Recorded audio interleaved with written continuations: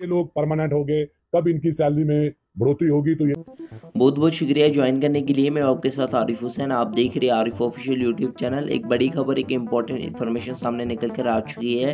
तमाम जितने भी J&K में अलग अलग डिपार्टमेंट्स में डेली वेजर्स काम कर रहे हैं, चाहे वो किसी भी डिपार्टमेंट्स में डेली वेजर्स काम कर रहे हैं, आप सभी की रेगुलाइजेशन को लेकर, आप सभी की पेंडिंग वेजेस को लेकर, और साथ ही साथ जो यहाँ पर रिसेंटली यहाँ पर ऑर्डर आउट हुआ था डेली वेजर्स की पेंडिंग वेजेस के रिगार्डिंग, जो यहाँ पर ऑर्डर रिसेंटली आउट हुआ था उसके रिलेटेड यहाँ पर क्या कुछ कहना है डेली वेजर्स भाइयों का, और कब यहाँ पर डेली वेजेस को जो है कब तक यहाँ पर परमानेंट किया जा सकता है, कब तक जो है इनकी सैलरी में जो है इजाफा किया जा सकता है। इसके रिगार्डिंग जो है काफ़ी ज़्यादा इंपॉर्टेंट इन्फॉर्मेशन सामने निकल कर आ चुकी है। वीडियो को एंड तक जरूर देखिएगा, और साथ ही साथ चैनल पर पहली बार आए हो तो चैनल को भी आप जरूर से सब्सक्राइब कर दीजिएगा, ताकि आपके रिगार्डिंग कोई भी अपडेट सामने निकल कर आती है सबसे पहले जो हम अपनी इस यूट्यूब चैनल पर update time to time provide करते रहते हैं। सो चैनल को सब्सक्राइब करना ना भूलें। चलिए एक नज़र पहले आप इस अपडेट पर डालें क्या कुछ जो है सामने निकल कर आया है, फिर जो हम आगे बात करेंगे। साल 6 साल 10 साल इंसान को उम्मीद होती है, तो ये लोग भी अपने घर का जो है वो पालन पोषण करेंगे। कोई ना कोई खबर जरूर दिखाएंगे, खबर उन लोगों की दिखाएंगे जो लोग परेशान हैं, पिछले लंबे समय से अपने हक के लिए लड़ रहे हैं। तो इस समय हमारे साथ जयपाल जी हमारे साथ मौजूद है। सर, सबसे पहले पीपी न्यूज लाइन में स्वागत है आपका। शुक्रिया रुपेश जी आपका। सर, क्या कहना चाहोगे आप, लंबे समय से आप लोग प्रदर्शन पर है, तो किस तरह की दिक्कतों का आपको सामना करना पड़ रहा है? देखिए रुपेश जी, 427 दिन से हम लगातार एजिटेशन पे हैं। तो दिक्कतें आप देख रहे हैं कि गर्मी सर्दी सारा कुछ आंधी तूफान सब कुछ हमने झेला है। ओपनली वहां हम बैठे हुए हैं। तो सरकार की तरफ से, एडमिनिस्ट्रेशन की तरफ से कोई भी नुमाइंदा वहां हमारी बात सुनने के लिए या हमारे पास नहीं आया। तो जो हमारे रिप्रेजेंटेटिव थे यहाँ के, जो 25 MLA जिनको हम कह सकते हैं, वो जहां से जीते हुए हैं, हमने वोट कास्ट किया है उनको, लेकिन उनकी तरफ से भी हमारे लिए किसी तरह का कोई आश्वासन या कोई हमारी सुझ उन्होंने नहीं ली। तो आए दिन पीछे इन्होंने जो एक कमेटी बनाई थी, जो बीजेपी की तरफ से, जो 5 मेंबर्स की, जिसमें उन्होंने उस कमेटी में जो पूर्व मंत्री रहे हैं श्यामलाल जी, उनको उसका चेयरमैन बनाया था। उस कमेटी में भी हमने अपने डॉक्यूमेंट्स सबमिट करवाए थे। उन्होंने बोला ये सारा हम आपका डाटा कलेक्ट करेंगे, उसके बाद जो है फिर अगर यहाँ पे माननीय LG साहब के आगे रखेंगे, अगर वो भी वहां काम रह जाता है, तो फिर हम दिल्ली जाकर जो है आपकी आवाज को बुलंद करेंगे और कोशिश करेंगे कि ये आपका मसला जो है हल हो सके। लेकिन बड़े दुख से कहना पड़ता है कि वो कमेटी भी ऐसे ही रही। उसके नतीजे जो हैं, जो हमारे पक्ष में कुछ नहीं रहे, किसी तरह का उसका आउटपुट कोई निकली नहीं, और वो कमेटी धरी की धरी रह गई। उसके बाद हमने सोचा कि अब माननीय LG जो पुरुष कहे जाते हैं, वो एडमिनिस्ट्रेशन चला रहे हैं J&K की, वो कहते हैं कि 80% लोग जो हैं हमारे से, इस एडमिनिस्ट्रेशन से खुश हैं, और 20% है जो मतलब क्रिटिसाइज करने वाले हैं। हम मानते हैं इस चीज को कि जो गवर्नमेंट अच्छी चल रही होती है, क्रिटिसाइज करने वाले कुछ लोग होते हैं। लेकिन ये जनाब हमें बता दीजिए कि अगर हमारे लोग जो है 61,000 परिवार जो है इफेक्ट हो रहे हैं, 427 दिन से लगातार एजुटेशन पे हैं, हमारे PHE वाले भाई जो है एजुटेशन पे हैं, और आंगनबाड़ी वर्कर हैं, होम गार्ड हैं, ये अदर्स डिपार्टमेंट जो है एजुटेशन पे बैठे हुए हैं। तो क्या ये कौन सी श्रेणी में आप इनको रखोगे? 80% वाली रखोगे या 20 वाली रखोगे? अगर आप इनको 80 वाली श्रेणी में रखने के उसमें नहीं आते, तो फिर कैसे खुशहाल आप कह सकते हैं कि ये लोग खुशहाल हैं इस एडमिनिस्ट्रेशन से? तो इस वक्त स्थिति इस तरह की स्थिति बनी हुई है कि हमारे लोग इतने हताश, निराश और परेशान हैं कि कुछ लोग जो हैं डिप्रेशन में चले गए हैं, कुछ यहाँ से रिटायर होकर गए हैं, जो खाली हाथ गए हैं। तो उस तरह से देखा जाए तो बिल्कुल ही निराशा। सर, आप मुझे एक चीज बताइए, आप ये मानते हैं कि हमारा देश जो है, समाज, हमारा जम्मू कश्मीर इस समय खुशहाल नहीं है? देखिए, ये हम इस बात से कतई इनकार नहीं करते कि यहाँ पे सराहनीय जो काम माननीय हमारे जो प्रधानमंत्री हैं उनकी तरफ से जो करवाए जा रहे हैं, जो एडमिनिस्ट्रेशन चला रहे हैं हमारे LG साहब, तो वो काम तो हो रहे हैं कुछ, लेकिन जो मानव सशक्तिकरण होना चाहिए, ये जो आम जनमानस का जिसमें सशक्तिकरण होना चाहिए, मुझे लगता है वो कहीं हो नहीं रहा। हाँ, सड़कें बन रही हैं, पुल बन रही हैं, बड़े बड़े प्रोजेक्ट लाए जा रहे हैं, इनसे हम इनकार नहीं करते, लेकिन मानने की ये आपको मानना पड़ेगा कि जहां तक स्मार्ट सिटी बन रही है हमारे जम्मू की, तो जब तक हमारे लोग स्मार्ट नहीं होंगे, जो हमारे मुलाजिम स्मार्ट नहीं होंगे, उनका सशक्तिकरण नहीं होगा, तो फिर ये बड़े बड़े प्रोजेक्ट जो इनके मायने क्या रख जाते हैं। लेकिन सर, माननीय हमारे जो बीजेपी के प्रधान हैं इस समय, रविंदर रैना जी, उन्होंने एक प्रेस वार्ता की। उन्होंने कहा कि देश आगे बढ़ रहा है, जम्मू कश्मीर तरक्कियों में है, सब लोग अमन बहाली से रह रहे हैं, उन्हें किसी प्रकार की कोई दिक्कत नहीं है, परेशानी नहीं है, सब कुछ अच्छा चल रहा है। तो फिर किस तरह की दिक्कतों का आपको सामना करना पड़ रहा है?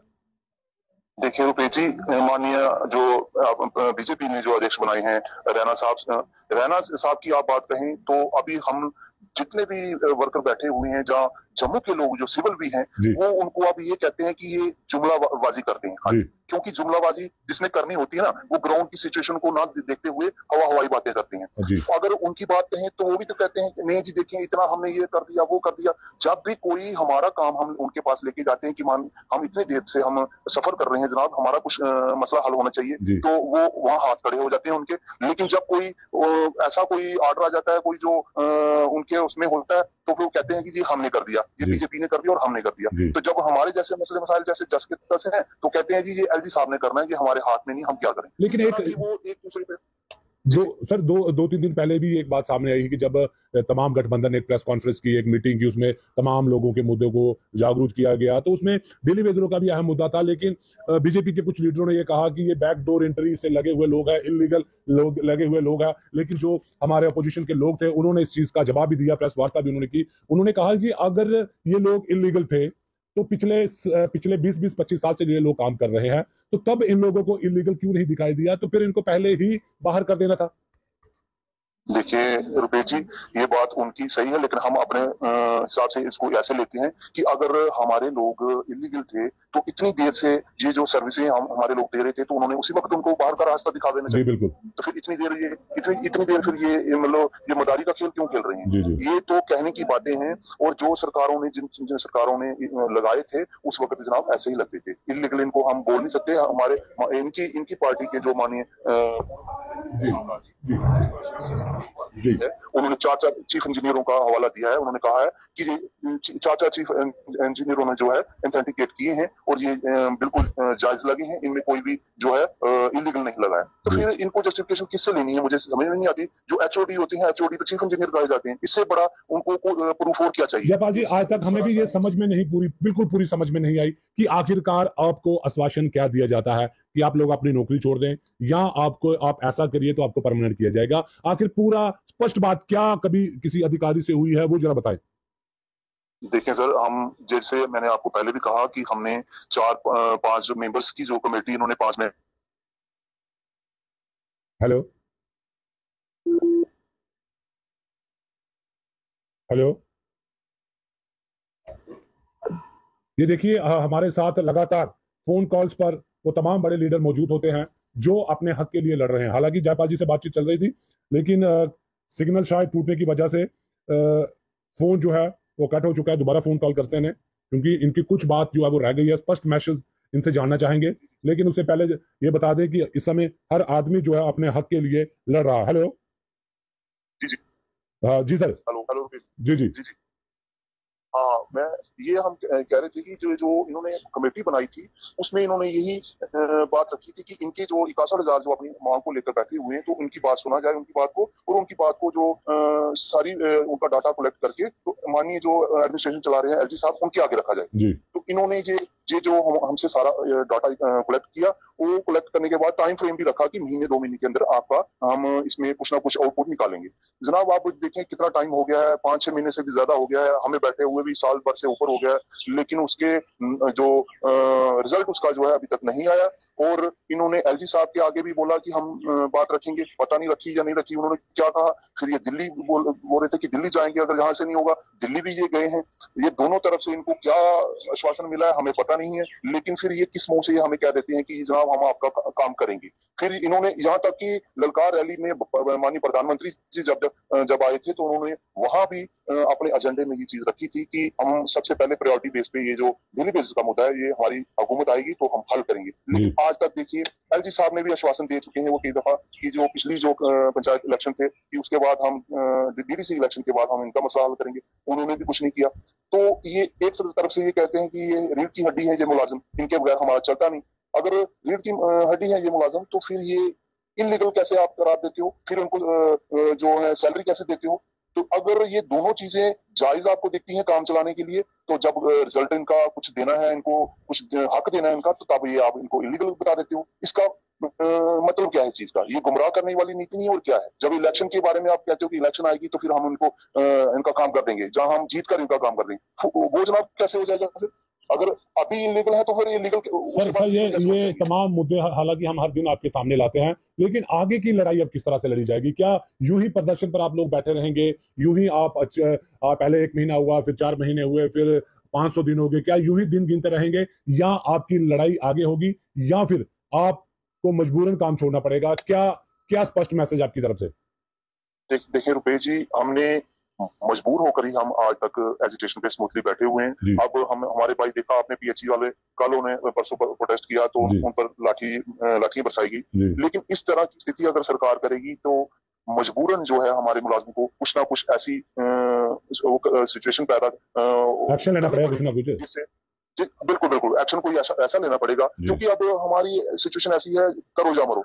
तो इस तरह की जब स्थिति होती है तो आप बताओ फिर क्या करना चाहिए हमें? अब दो पहलू हमें नजर आ रही हैं। जहां तो हम ये रोडों वाला जो है, देखो इससे हमारी आम जनता परेशान होती है, उससे हम हमेशा तौबा करते आए हैं, हम हमेशा तौबा करते आए हैं। लेकिन जिस सरकार हमें मजबूर करती है इस चीज के वो करने के लिए, बाहर निकलने के लिए, रोडों पर अपना प्रदर्शन रखने के लिए, अगर हमारा मसला हल नहीं होता तो हम जाएं तो जाएं कहाँ? हमारे पास यही चारा बचता है।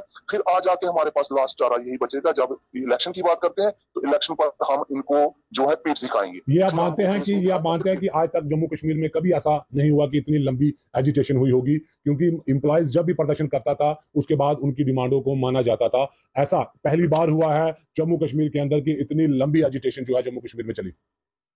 बिल्कुल बिल्कुल बिल्कुल। ये इस वक्त की जो मौजूदा गवर्नमेंट है वो हमें बड़ा विश्वास था 370 हटी यहाँ से, तो हमें बड़ा उम्मीदों की किरण हमें जागी कि अब हमारे जो मसले हैं वो हल हो जाएंगे। क्योंकि उस वक्त ललकार रैली में प्रधानमंत्री जी ने भी कहा था प्रायोरिटी बेस पर हम एजेंडे में रखा हमने तो मैनिफेस्टो में, तो ये मसला हम पहले हल करेंगे।